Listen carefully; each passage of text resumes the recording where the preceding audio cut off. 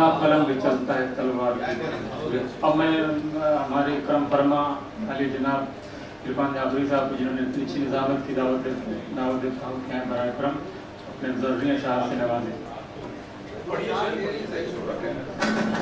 بھائی میں تو یہ کہتا ہوں یا تو نظامت کروا دو یا شعر سن لو. یہ دو کام کی اجرت تھوڑی ملتی ہے یار.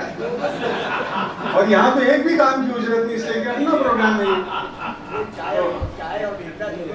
اچھا سنیل بھائی کہہ رہے ہیں کہ چائے اور ٹھنڈا دونوں ملائے.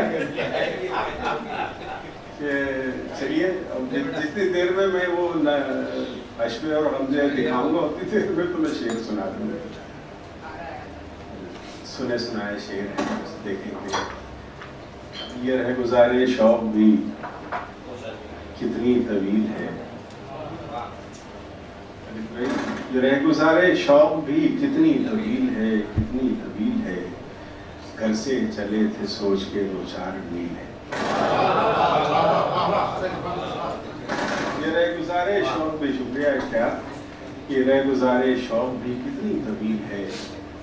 عاصم گھر سے چلے تھے سوچ کے 2-4 میل ہے.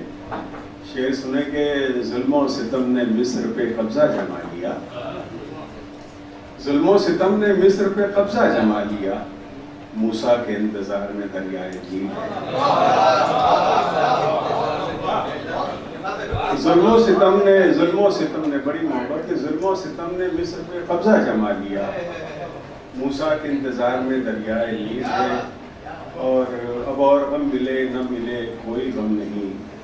اب اور غم ملے نہ ملے کوئی غم نہیں, کوئی غم نہیں. اس میکدے میں تشنہ لبی خود کفیل ہے. اب اور غم ملے نہ ملے کوئی غم نہیں, کوئی غم نہیں. اس میکدے میں تشنہ لبی خود کفیل ہے.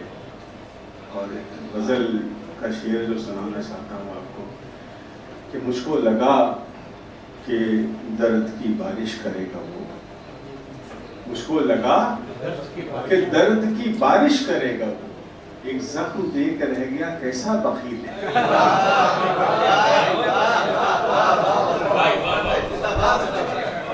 بڑی محبت, بڑی محبت. یہ رہ گزارے شوق بھی کتنی طویل ہے. گھر سے چلے تھے سوچ کے 2-4 میل ہے. اور مجھ کو لگا کہ درد کی بارش کرے گا وہ. ایک زخم دے کے رہ گیا کیسا بخیل ہے.